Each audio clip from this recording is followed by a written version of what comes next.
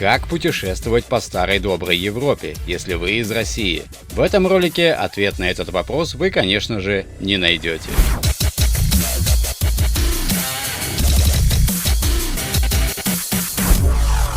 Кася, ебать, ты сюда.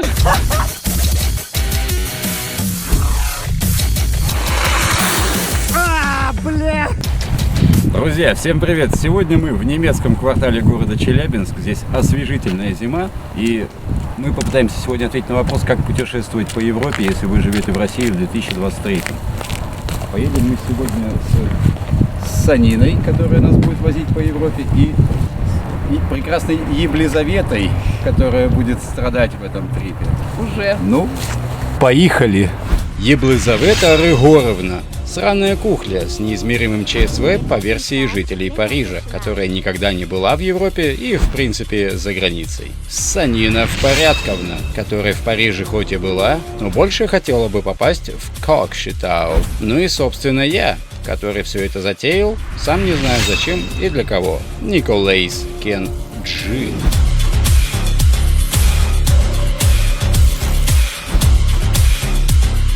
Собрались мы таким прекрасным тройничком галопом по Европам. И первым городом нашего посещения стал Берлин. Я хоть и бывал в нем несколько раз, но дорогу не то чтобы помню. И чтобы уточнить маршрут нашего следования, я обратился с этим вопросом в интернет. Как путешествовать во время санкций, нелетающих самолетов, закрытых наземных границах и прочему подобному? Ответ я нашел в глубинах интернета, а точнее на своем Maps.me, где еще за год до этого отметил 1,5 десятка поселков, которые вполне подходят под наши желания. И вот уже осенью 2023 года в рамках поездки по Уралу с целью поглядеть его города мы с горем пополам преодолели путь до Челябинска, а уже из него погнали в настоящую трушную Европу, а не ту, что вы все видели в рекламе и в различных туристических буклетах. Из многочисленных урало-европейских селений были выбраны только самые громкие, но и в них мы полноценно попасть не смогли. Но обо всем по порядку. Стартуем!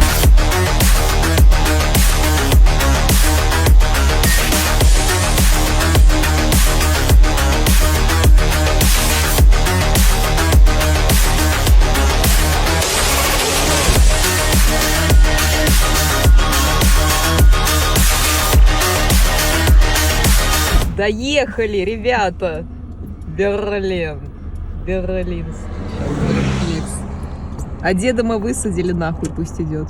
Сейчас мы находимся в начале чего-то первородно нового, например, для нее. Чего-то мимо проезжаемого для нее. И хуй знает чего на самом деле для меня. Я надеюсь, будет что-то очень страдальческое, интересное и веселое. Так вот, в то время, пока мы вылезаем из машины и обратно залезаем в машину и повторяем это действо раз 10 подряд, все это наблюдают мужчины в УАЗике, которые едут навстречу нам прямо из поля. Посреди поля, где никого не должно быть, каких-то 2 чуваков в каких-то рыбацких костюмах за рулем, в камуфляже. И эти мужики прям пересекают дорогу, подъезжают к нам, выходят, и первое, что я замечаю, что у них еще на поясах висят орудия. У меня сразу жопа в пятки уходит, я думаю, что надо садиться в машину, блять, быстрее и просто топить от них нахуй. У меня вот эти вот версии в голове были, что это продавцы органов, что это черметчики. Я не подумала о том, что в этой зоне могут быть погранцы. Не было никаких пограничных знаков. Была какая-то заброшенная будка. Но потом мужчина представляется, говорит: здравия желаю. Пограничная служба границы с Казахстаном. Мы отдаем, значит, паспорта этому мужику, и он объясняет, что это приграничная зона, и находиться здесь нельзя без пропуска. Знак, оказывается, где-то был, и что мы попали в охренительный тайминг, когда вот эти вот мужчины решили отъехать со своего поста на 15 минут. Вот именно в этот момент мы проезжаем и никого не видим, никто нас не стопорит. То есть, если бы они нас стопорнули на этом посту, они бы сказали: пошли-ка вы-ка нахуй, сюда только по пропускам. Ну а проведя уже достаточно много времени в этой будке и поболтав уже обо всем на свете, я говорю Саше, что вот бы сейчас сосисок пожарить, на что она мне ответила: можно, сковородка ведь с собой. По итогу сделали себе бутеров с жареными сосисами, но сами погранцы кушать отказались. Пограничника, кстати, тоже звали Саня. Ты в порядке, Саня? У нас там ядрёная копоть была, которая уже как бы приготовлена. Мы проебали весь день с погранцами, но ребятам почему-то было весело. А мне нихуя не весело было. Отпустили нас уже по темноте, так как то бланки заполнили неправильно, то они вовсе не те, а другие ждать надо из соседнего города, пока привезут. И я у них заранее поинтересовался, а в какие наши следующие европейские города мы сможем заехать. И мне они ответили, что въезд во все другие свободный.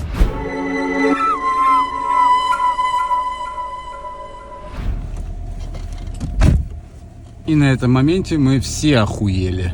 Если вы думаете, почему произошел такой резкий переход из света во тьму, то это лишь потому, что мы попытались заехать в Берлин 80-х. Берлинской стены уже нет, но попасть туда весьма сложно без пропуска. Кто ж, блядь, мог подумать, что сегодняшний европейский вечер по итогу оставит нас без очень крутой европейской столицы лютых движений, но накормит нас сочнейшими, мощнейшими, жесткими сосисками с пограничной печки ФСБ. Это было хорошо. Да, это знаменитые немецкие санатории, где топят печки и классно проводят время. Мне очень понравилось, как это, подъезжает машина во тьме, говорят, свои, берлинские. По-моему, заплатить по 500 рублей с носа за 3 часа баньки, за вкусные сосиски, теплый прием и охуенный сортир в степи. Это вполне нормальная цена. И парковка машины бесплатная. Охуенно. А еще, мои юные зрители, если у вас в роду есть дед, который дошел до Берлина, это не я.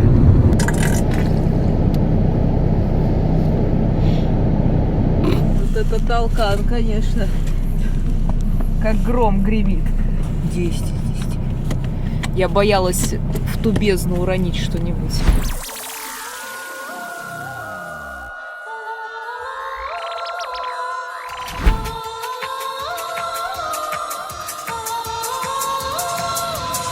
Короче, наш евросъезд закончился так же стремительно, как начался. Блин, вот типичный такой пейзаж.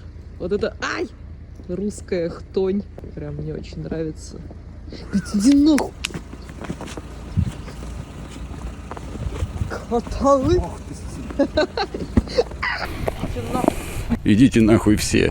В этом очень воркутинско-вайбовом железнодорожном городе мы сняли жилье на ночь, чтобы наша Блярби на следующий день была не степной кобылой, а принцессой кринжа. Ну и пока мы ждали хозяйку жилья, пока она доберется из депо с работы, а было уже достаточно поздно, за что ей отдельное спасибо, мы решили, что настала пора для того, чтобы устроить первые снежки в этом году.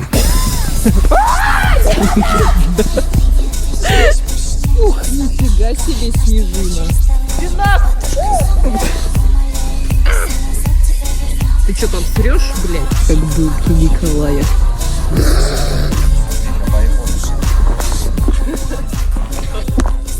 Дальше в программе вы узнаете, что делать, если вы ехали в Европу, а приехали в какую-то жопу, как правильно принимать грязевые ванны в Варне и почему лучше не заводить разговоров с местными французами. Карталы нам не оставили никакого выбора, кроме как снять двушку за 1400 на троих, поэтому мы будем отгнивать не в ФСБ России, а в хате годной. А кто не верил, вот как бы какие многослойные бывают гусеницы. Дубленка, платье, джинсы, труханы, раз.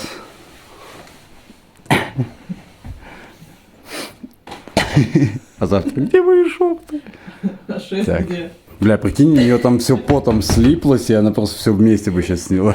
Да, там ебаная копоть скопилась. Ядрёненько. Ядрёна копоть. Одна ночевка в этом городе с таким прекрасным видом из окна, и трансформация Барби всего лишь за одну ночь претерпела самые неожиданные преобразования. Так в нашей компании появился... Вставай, ты что сидишь? Не смешно. В Инстаграме работать пора, Иржан. 2023 никого не щадит. Сначала ты катаешься нелегально у железнодорожников, потом приезжаешь в какие-то города, про которые узнал за день до этого, снимаешь квартиру у железнодорожников. Что будет в следующем году? Я выложила в Инстаграм историю о том, что мы собираемся поехать в город Кыштым. А мы в Кыштым-то уже съездили, мы уже знаем, что там было с карликом. И мне подписчик написал: кыштымскому карлику привет.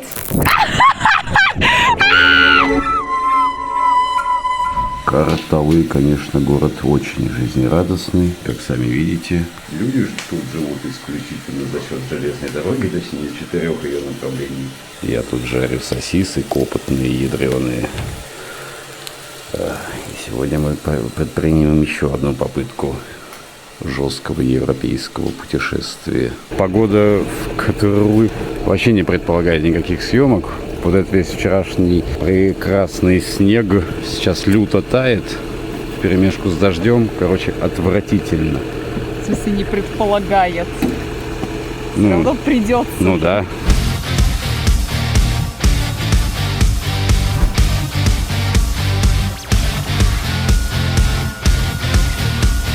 Вот такие виды Лейпциг нам и предоставил. Больше мы ничего в нем не увидели, а как только остановились у этой церкви поснимать, к нам тут же подъехала машина. И угадайте... Что было дальше? Правильно, это тоже была пограничная служба. Мужик в гражданской одежде сказал, что тут то же самое, что и в Берлине. Без пропуска нельзя. А на мой ответ, что нам берлинские погранцы сказали, что тут можно находиться, сказал, что это не так, и лучше просто уезжайте. И мы все сделаем вид, что никого из нас тут не было. Мы легли на обратный курс и поехали в следующий город. Дорога наша резко закончилась. На границе с одной большой европейской республикой, где-то между ФРГ и ГДР. В самом Лейпциге мы побывали минуты 2.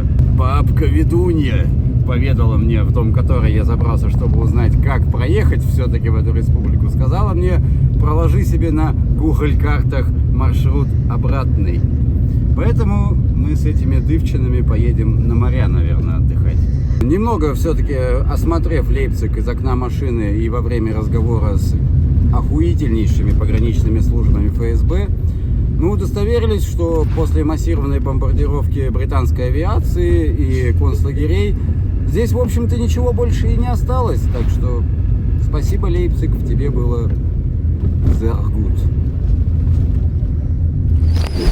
Будешь? Только что из жопы достал. Казалось бы, если в машине есть две таких, зачем платить больше? Попробуй, они нормальные?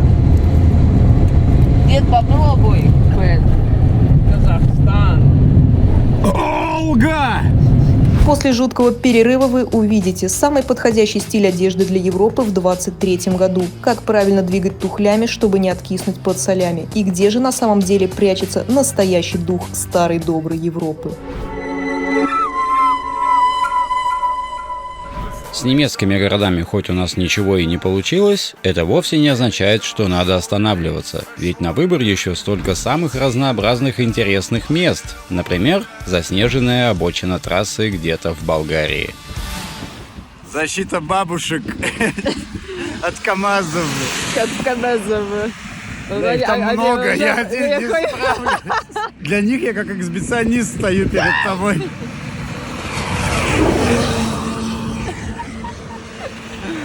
Блять, там такие кучи говна летят. Они хуйней своей. Победители по жизни, блядь. Это все сейчас на нас будет. Блядь, нахуя он тормозит-то? А, все, нормально. Они знают административные границы и чтут их. А теперь представьте, каково это было. Столько проехать к этим местам, подготовить прикид и вот это вот все. И при первой же съемке быть обосранным с ног до головы. А, блядь!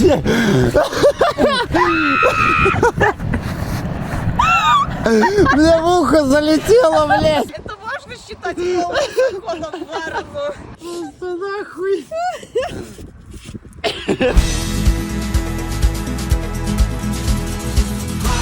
Moreto si te boli, polityczni, bawarna żywota i picia do soli, a после инопланетного посещения Лейпцига женщинам захотелось погреть свои бока.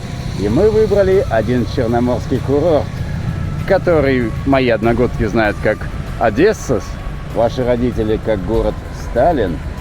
Ну а сейчас его подписывают как Варна. Варна?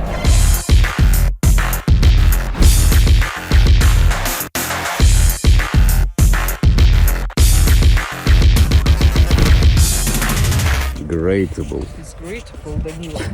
Костюм розового гуся самого модного цвета этого сезона с Wildberries. На мне платье за 600 рублей, где продавец нещадно наебал с составом. Должна была быть вискоза, но это синтетика, в которой адски воняет подмышка, а ткань расходится по швам даже на узнике Бухенвальда. Атласные перчатки за 500 очень нежные, защитят вас от челябинской радиации и отходов, а после фотосессии можно использовать их для деликатных подтираний.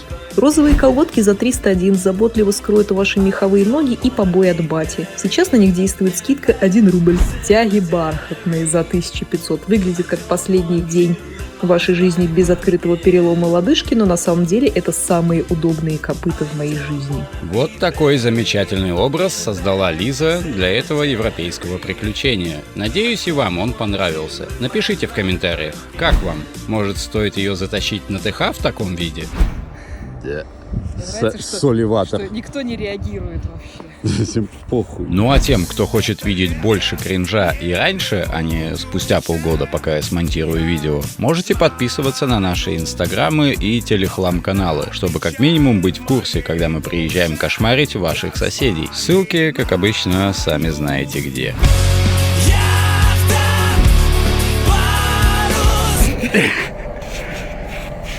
Еблизавета, а как тебе черноморский курорт Варна? Без ебли грустно. Но если серьезно, этот памятник за моей спиной и является ответом на все эти европейские названия этих деревень. Так сказать, во славу русского оружия. Но еще тогда, в 19 веке, не ищите никаких параллелей с современностью, так сказать, где русское оружие приносило какие-то победы или славу, деревни так и назвали.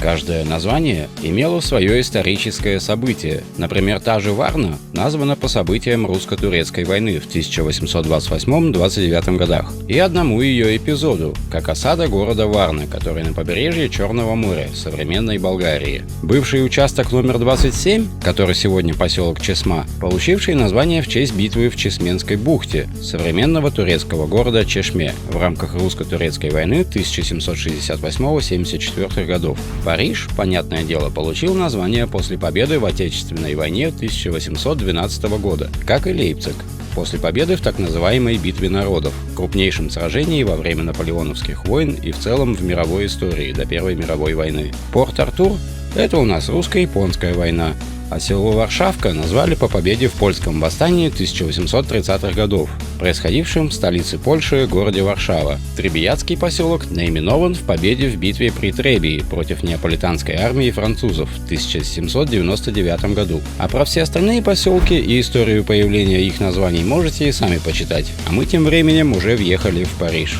Мы остановились в прекрасном живописном месте. Шли в степи 3 ангара с сеном и решили на фоне них фотографироваться. Все, что вам нужно знать о нашей поездке.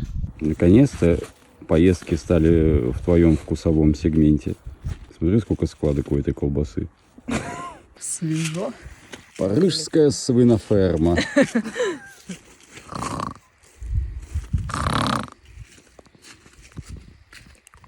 Бентли. А теперь немного про нашу бричку, преодолевшую всю Европу и даже больше. Как вы поняли, катались все это время мы не просто на машине, а на автомобиле Гранта. Гранта. Гранта, блядь. Гранта.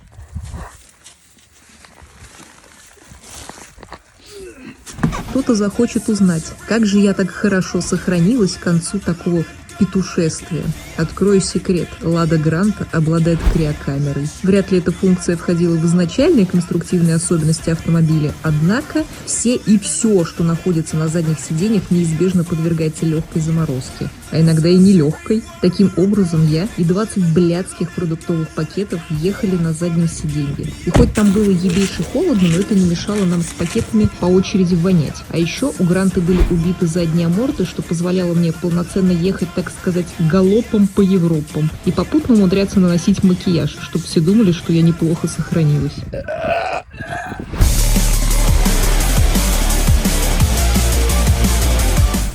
Нахуя ты туда залез? Да Гранта, потому что... Давай, слезай, бля. О, блядь. И в лужу. Нихуя не весит. Тебя даже как закладку не положить. Веса 0. Один день на всю Европу. Это много или мало? С этим вопросом я вышел на улицу. Иди нахуй. Откуда шагнуть? Бог покажи путь. Ученые из Курганского института общественных отношений посоветовали нам посетить Париж. Что мы с радостью и сделали, чтобы мы могли здесь не только умереть, когда его увидим, но и воскреснуть.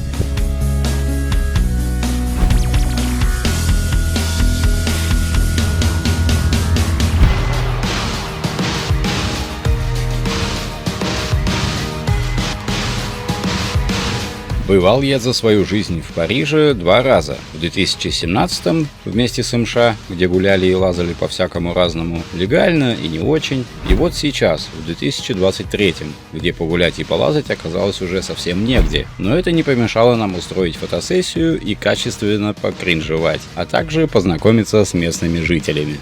Я в Париже. Non Ryan, non je ne regrette rien. И как обычно, напоминаю, что полная версия видео содержит в себе все фотографии, музыку, которая подпадает под авторские права, но и в данном случае намного больше кринжа. А вывод из всего этого можно сделать лишь один, пацаны и господа. Если вы хотите лютый качественный тройничок в стиле Вудмана в Париже, подумайте дважды, стоит ли оно того. Стоит ли вот эта затея тех страданий, которые вы увидите, этот тяжелый коричневый путь?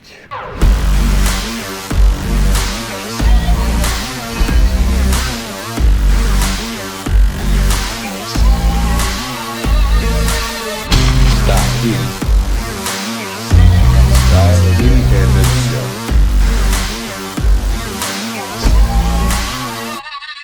все. Я в Париже.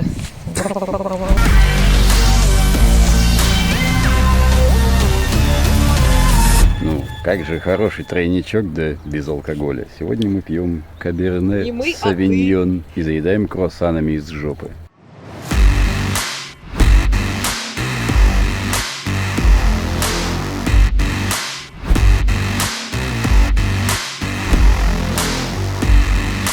Классический французский сытный. Да, ну это уже целый Алешенька.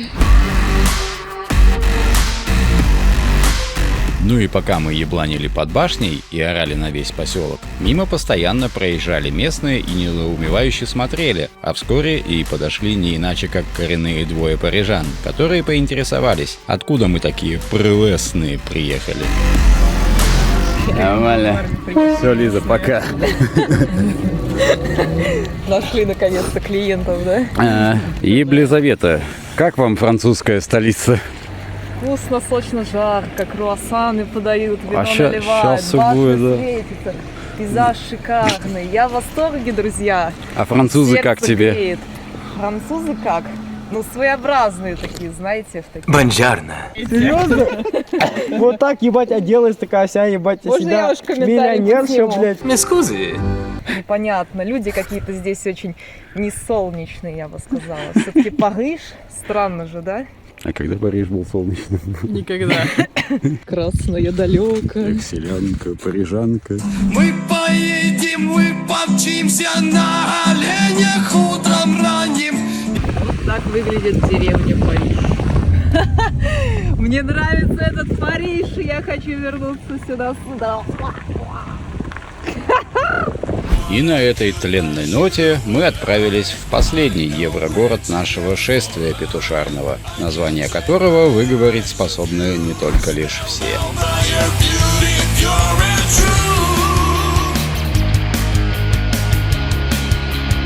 Фершман-Пинуаз. А что, звучит неплохо. В этом магическом месте я и думаю, пора заканчивать наше европейское путешествие по загнивающей Европе.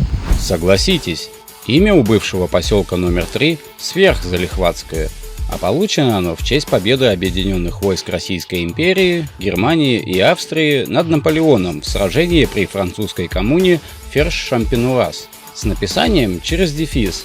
Переводится название не иначе, как «Железное поле». Получил третий поселок свое имя не сразу при образовании, а спустя 30 лет после победы, в 1843 году, как и все окружающие номерные поселки. Ну а на русский слух и в нынешних реалиях, и тем более в таких местах, это сложно выговариваемое название даже для соседних поселков вызывает ассоциации, как будто это должно выглядеть как-то вот так.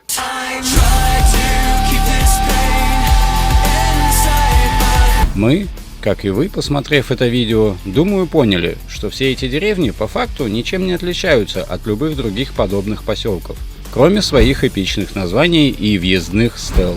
А единственным отличием является, пожалуй, только Париж, где Ростелеком создал из своей вышки связи пародию на Эйфелеву башню. Поэтому не могу рекомендовать к посещению эти места, только если вы проезжаете рядом и заглянуть для галочки. Может, вам тоже хочется познакомиться с пограничниками ФСБ, как и Лизе. Всем спасибо, кто досмотрел. Спасибо отдельное подписчикам Бусти и Патреона. Пока-пока. Каждому лучшее верится. Катится головой в окон.